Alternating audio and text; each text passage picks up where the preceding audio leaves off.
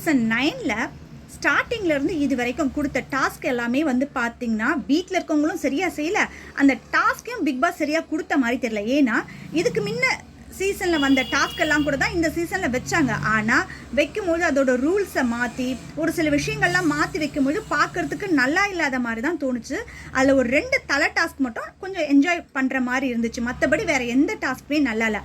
ஆனால் இப்போது இந்த டிக்கெட் ஃபைனாலுக்கு வந்து கொடுத்துருக்கக்கூடிய இது வரைக்கும் ஒரு 3 டாஸ்க் முடிஞ்சிருக்கு. இந்த 3 டாஸ்க்குமே வந்து பார்த்திங்கன்னா ரொம்ப சூப்பராக இருக்குது அப்படின்னு தான் நான் நினைக்கிறேன்.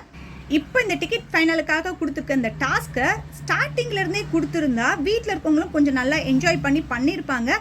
தேவையில்லாத இந்த லவ் கண்டென்ட்லாம் இல்லாமல் இருந்திருக்கும் அப்படின்னு நான் நினைக்கிறேன்.